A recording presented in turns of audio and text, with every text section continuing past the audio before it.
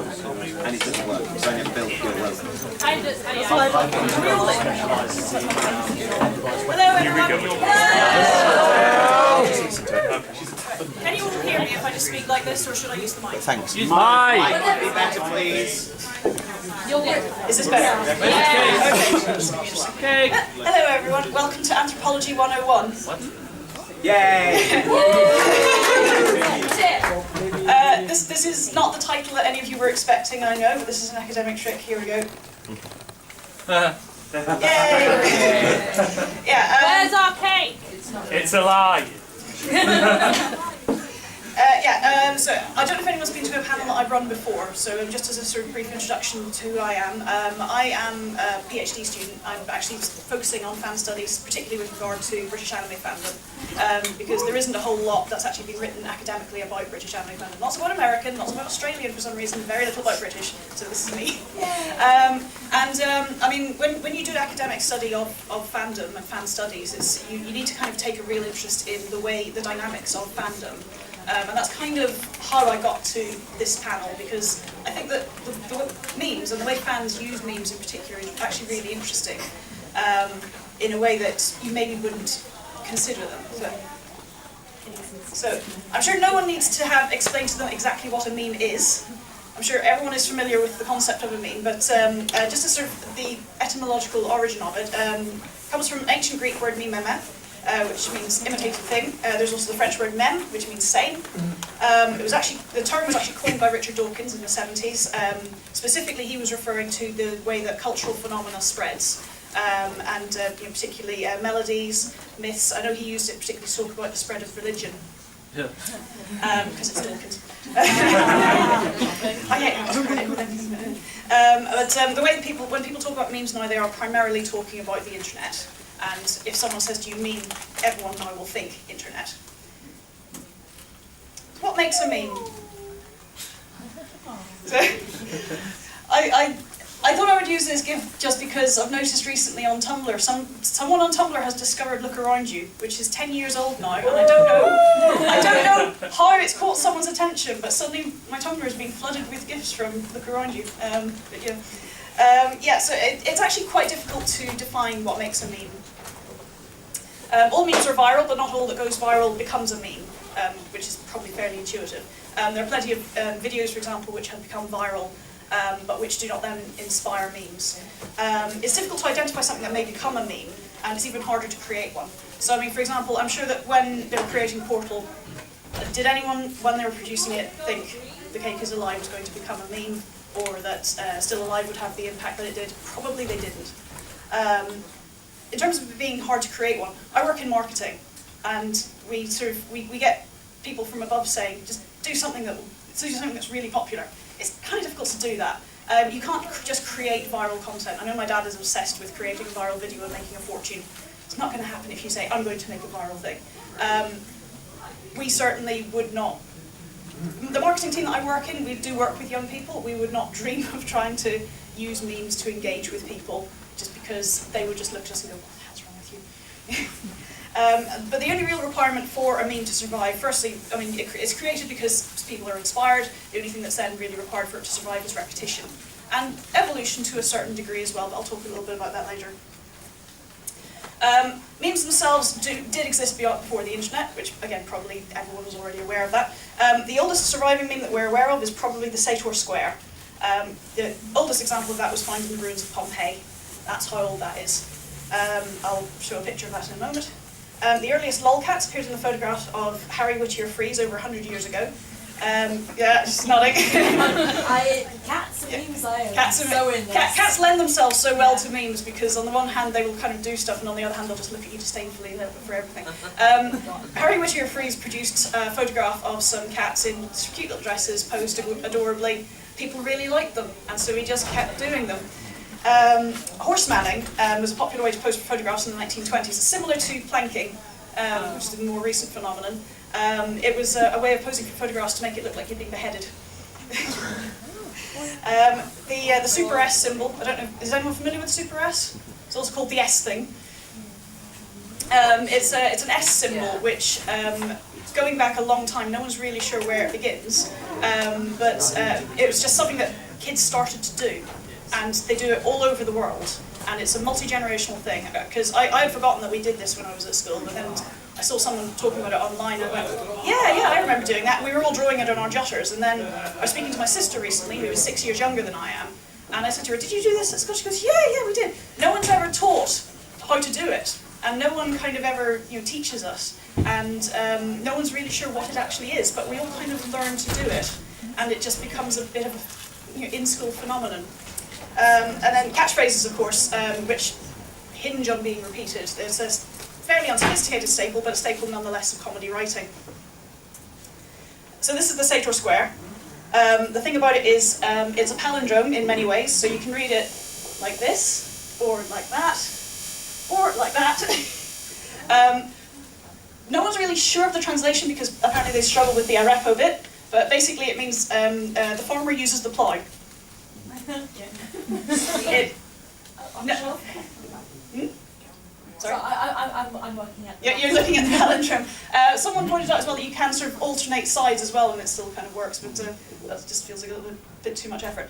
This isn't the Pompeii version, this one was found in France, but yet again, this is a worldwide thing. It's been found on carved into stones and buildings all over the world. This is one of the first lolcats. Oh look, they have a cake. But I mean, pretty much all that needs is a sort of a caption in impact to make that into what we would recognise as a lolcat or a cat macro today. So, some of them did. So someone said some of them did have captions. Yeah, some of them occasionally did have Even closer then. So it's obviously it's something that people have been doing for a long, long time. This is an example of horse manning. I think that's brilliant. I think we should bring that back. The name Horseman was inspired by the Sleepy Hollow, the Headless Horseman. That's where the name comes from. That's obvious. This is the Super S. Yeah, you all know it. Right. I've used this particular. It's not a fantastic rendition of it, but I've used this one because I found this at Manamicon. There was that notice board where you could put up pictures and things, and someone had drawn one, and I was looking at it, and then I saw this, and I went, "It's the S thing." Is that familiar to most people? Yeah. Did you draw it on your books at school? Yeah. Did anyone teach you? No. I just saw it. Copied it. Sorry? You just see it and copy it. Yeah. That's it. It's not something that's ever taught, and no one ever sort of says, yes, I'm going to do this. You just kind of see it, and you think it looks cool, and you just replicate it, and that's kind of the way a lot of memes work. Yes, in-jokes. I love this little thread that showed up on Tumblr. You know, friend memes, like something happens between you and a friend and you bring it up occasionally and it becomes a meme between you two. Like to others they wouldn't get it, but so it's like a meme for your friends. I've been informed that what I described is an inside joke.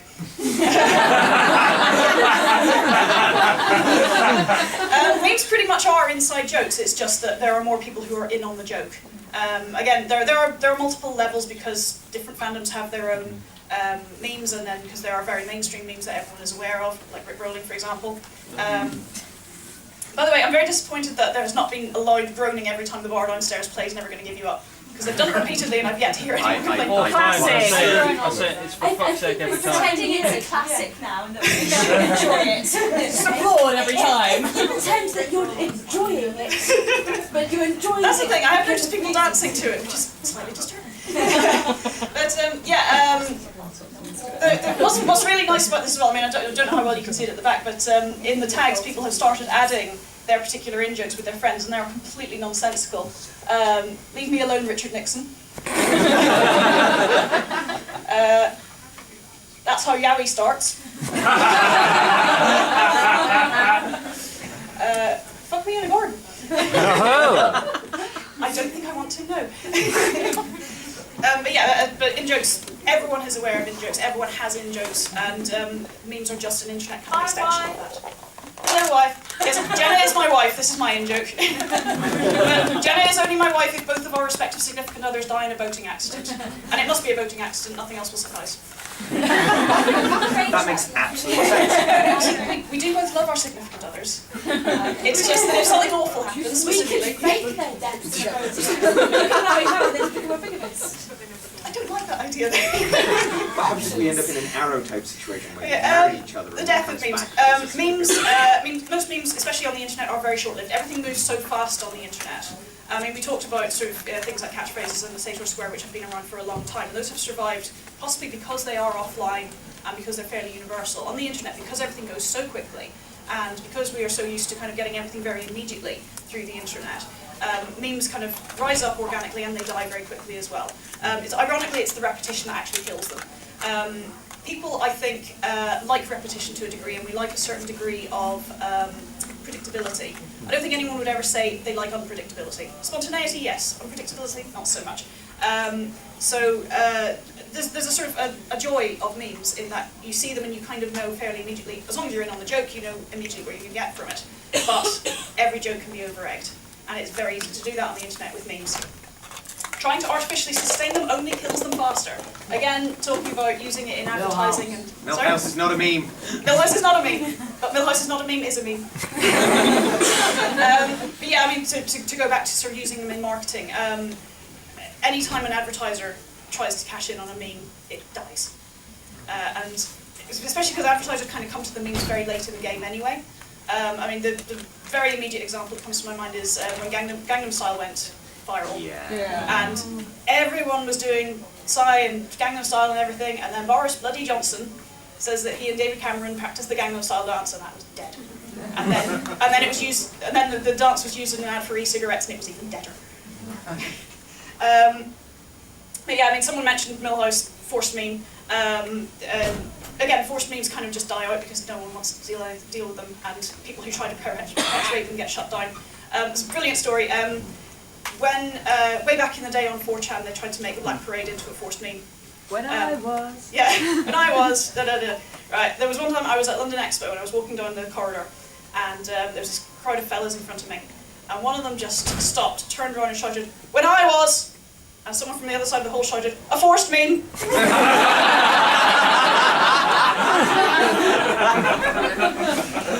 And what can you do? All I could do was clap.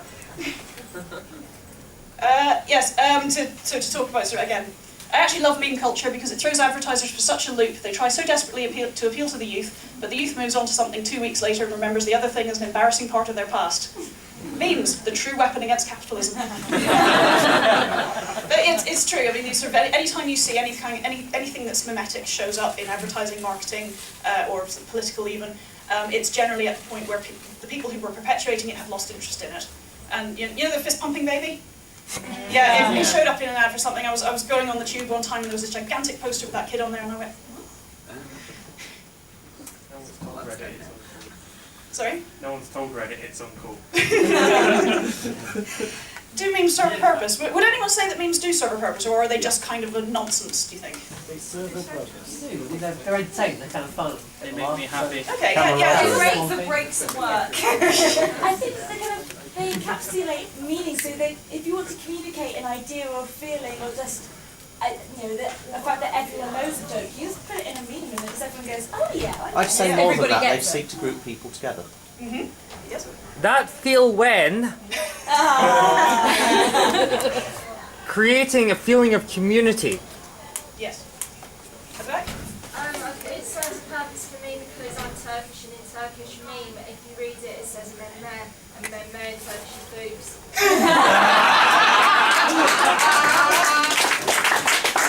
I think that's the best story I will hear all weekend. Thank you so much for sharing that.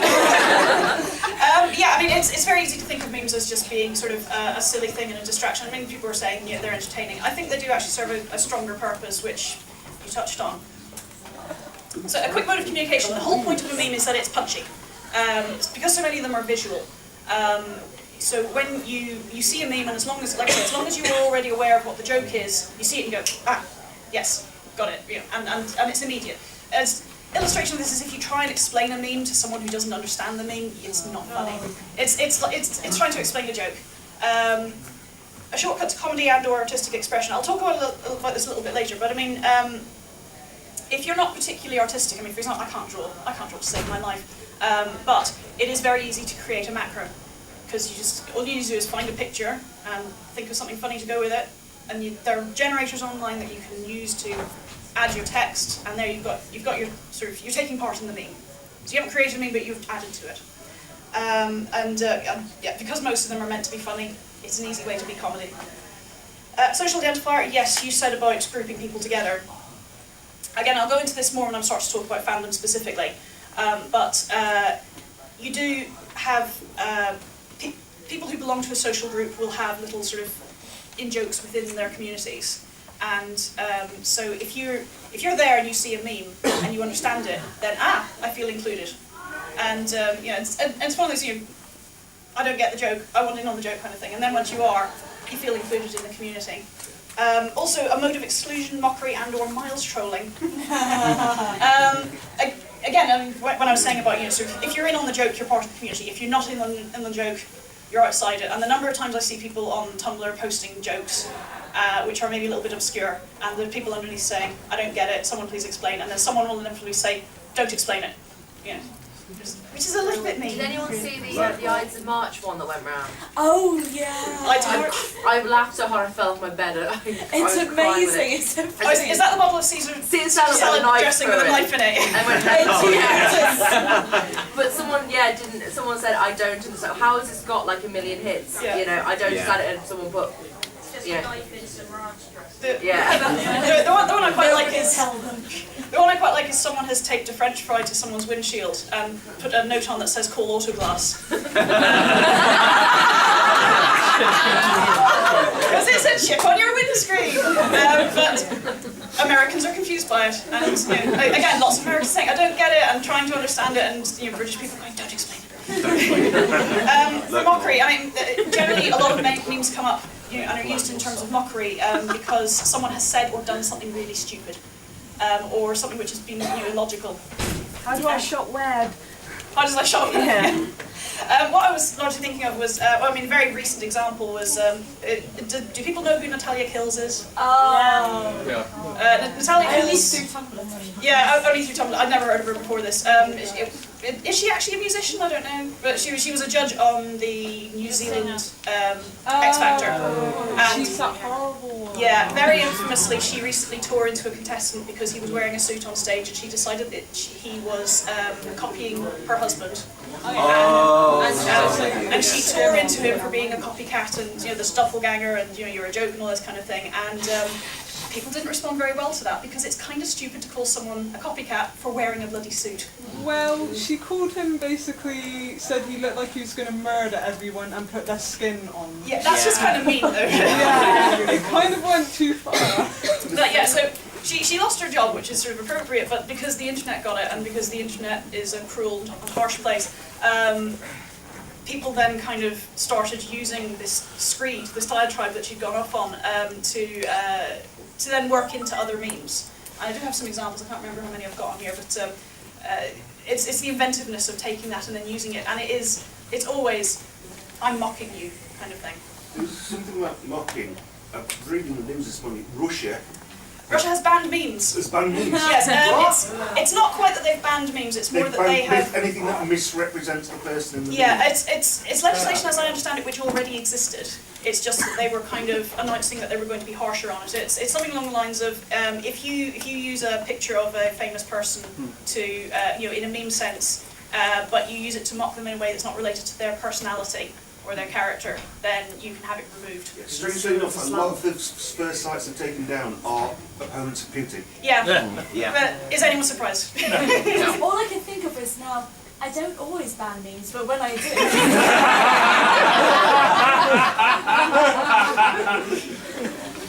Nice.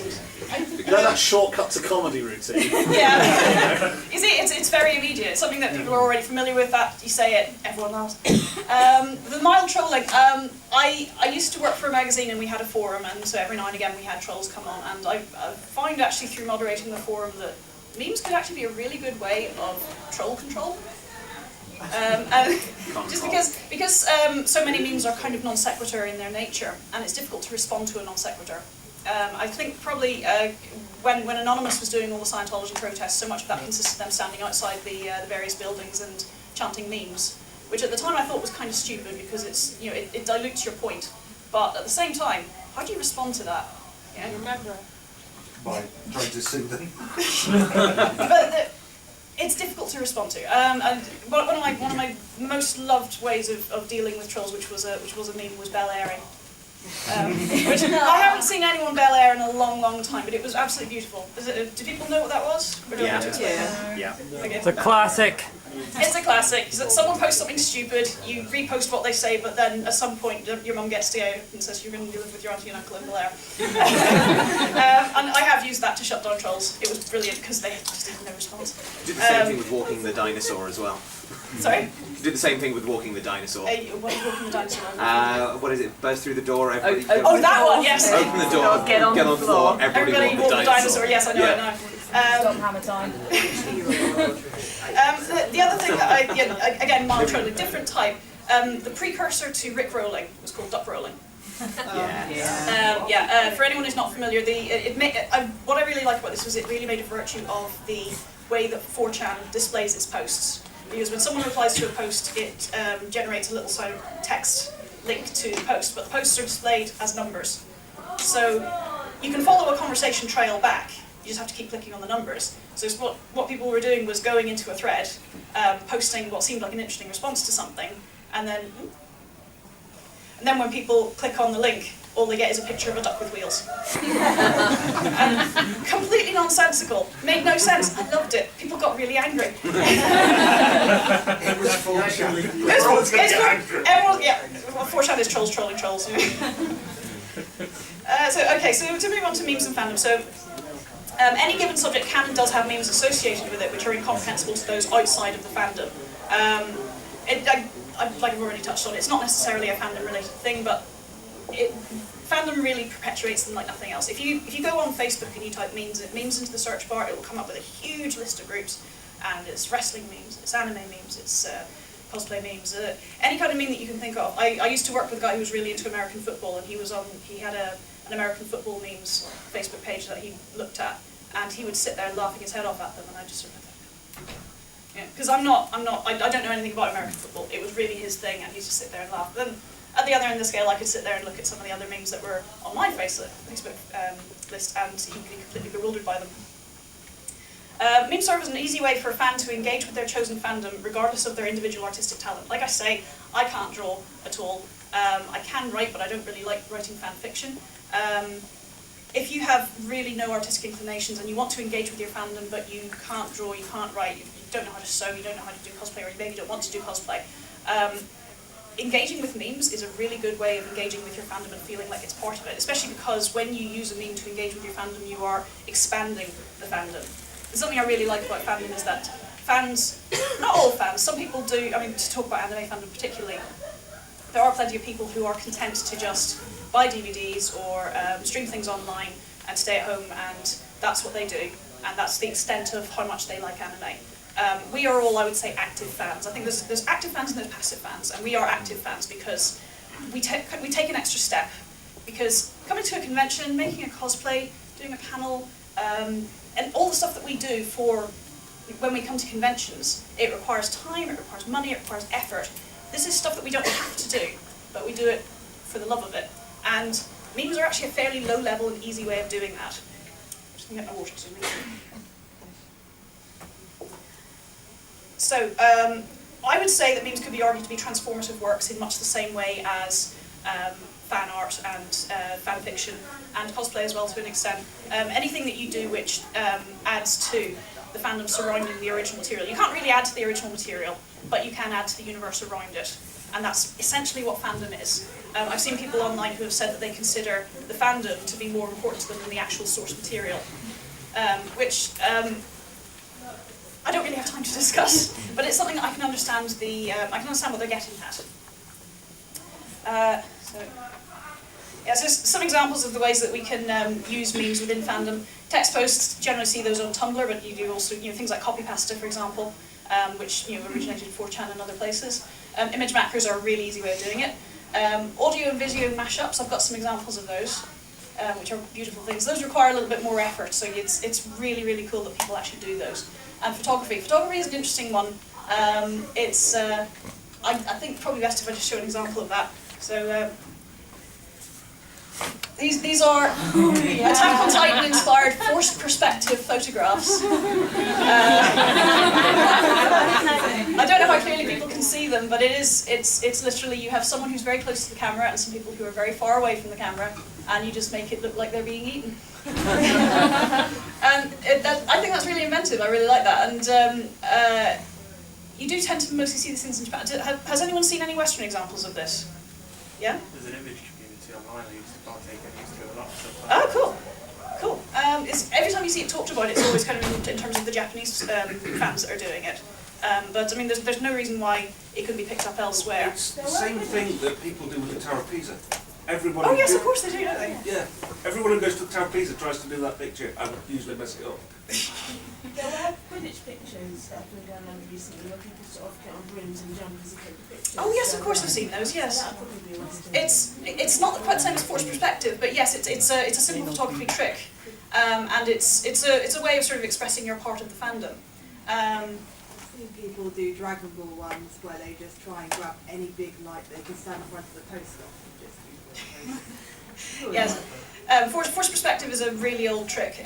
There are sort of plenty of very old sort of 80s fantasy movies have made use of it to various effect. And the infamous example recently of the guy who wanted to have the moon photoshopped in between his fingers and he was standing like this.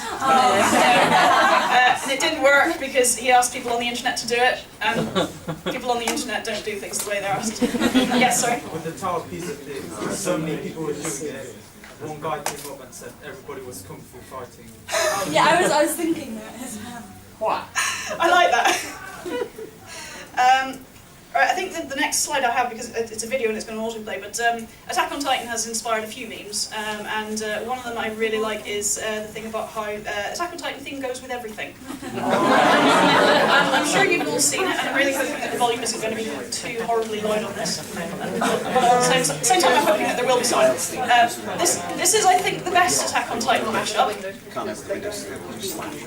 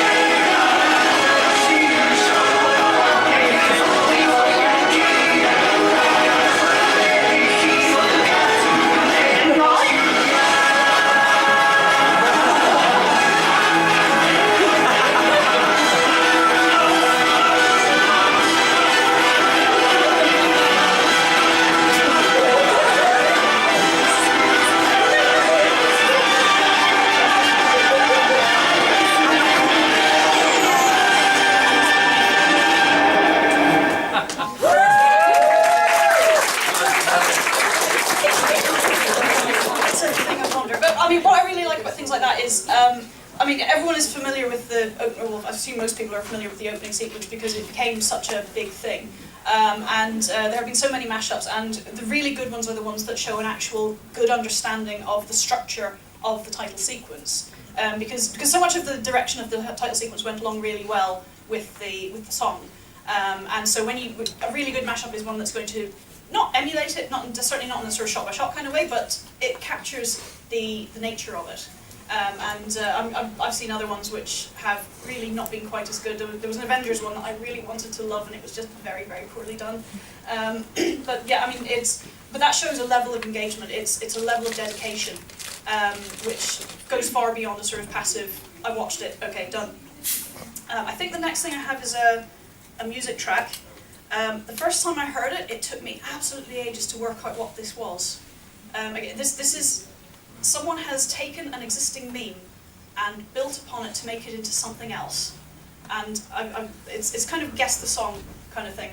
It was only me that was completely oblivious of it, but let's see if it will play.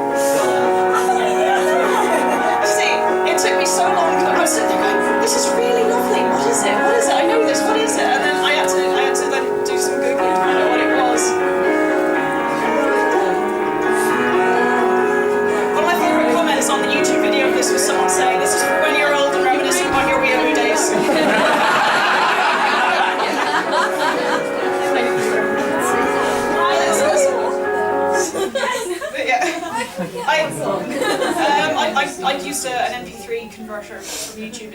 If you put in caramel dance and piano on YouTube, and it'll come up. I really like that someone has done that, because it's not only kind of involved taking the song and doing something with it.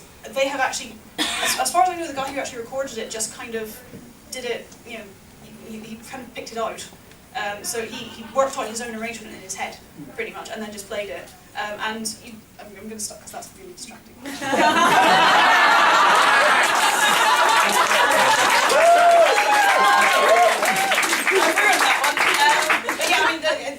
You see a lot of this, people who are really good with the piano or the violin or other instruments who will then sort of create their own arrangements of that really well-known music.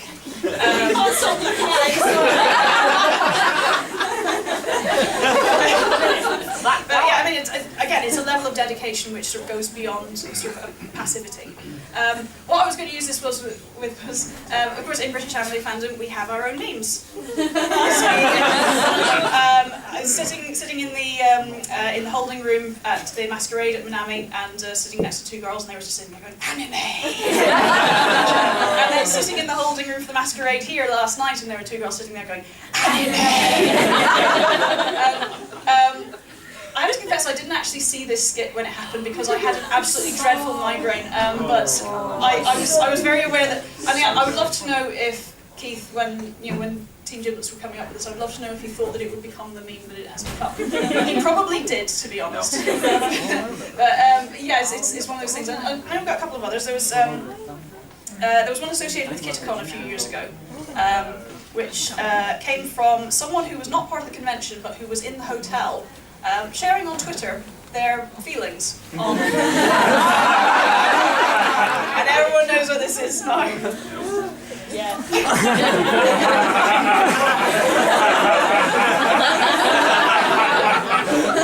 I think Keith also came up with this one. Yeah, someone who was not part of the convention was at the hotel and saw a bunch of people in cosplay and stuff, and just posted on Twitter something about this hotel's full of manga shaggers. And thus this. I know that there are some other... Room 112, I believe? Yes. Also, I mean, are there any other British fandom memes? Because Mike Towers. Is Mike Towers a meme? Get out! Mike Towers is not a meme, is now a meme. You heard it it here first. Are there any? Because I would actually really love to know if there are any others. Nice memes. Does that come from? That could work. Yeah, I'm alright with that. Original meme creators right here. Bourbons. Sorry? Bourbons. So I have to explain that one to me. A nice bourbon biscuit. Use bourbon as a form of ID to get into a I expect to see this on all future material. It was a brilliant thread distraction. Yeah, but it's often it's kind of people taking something which is maybe not terribly pleasant and then finding humour in it. I'm going to talk about DashCon. DashCon was an absolute nightmare, but the memes that have come out of it have been absolutely beautiful. And because they have existed, first of all, to take the piss out of DashCon because it was such a nightmare, but also I think it does serve a certain purpose of making people feel a little bit better about it because you're finding humour in it. Personally, I really like the steal her look meme, which was going around on Tumblr at the time. Someone had made a dress that was covered in balls. Yeah, and the ball pit dress, $17,000. But I mean, again, if you're really not familiar with what happened with DashCon, then the DashCon memes aren't terribly funny. But if you are, and especially I suspect if you were there, then it's a fun way of kind of balancing out the awfulness of it because it really does sound dreadful.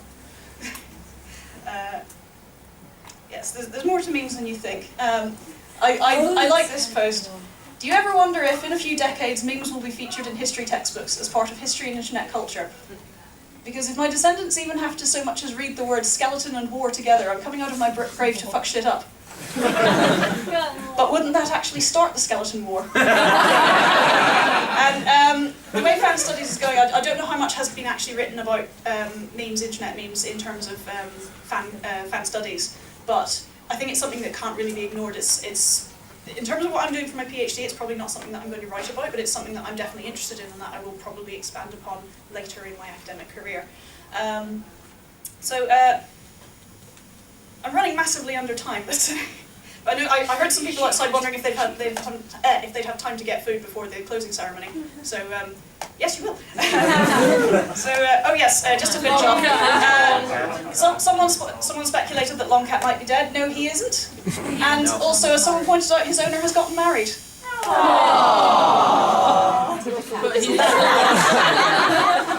He's gone longer. Yeah. Also, the cat got the cheeseburger.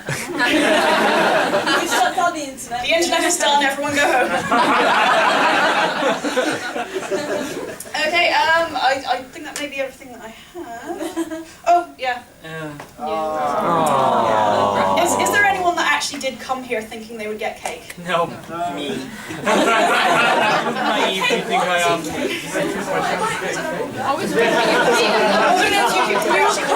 Double bluff. Well,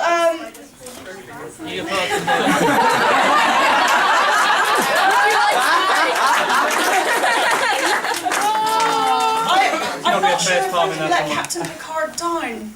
And, well, also, it's actually my birthday today.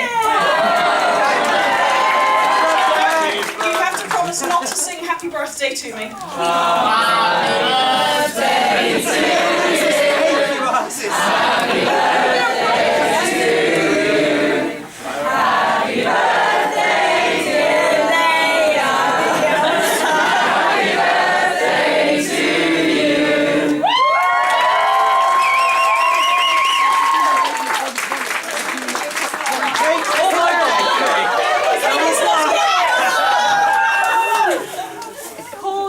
Do you have a gift for that? Triple bluff.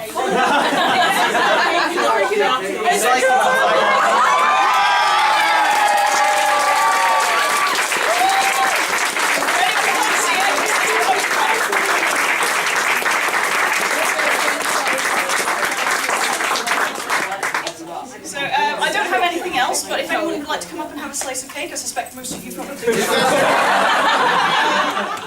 The room is apparently free until we're here until 4, so we've got plenty of time. I don't have any cutlery, unfortunately, but I do have napkins.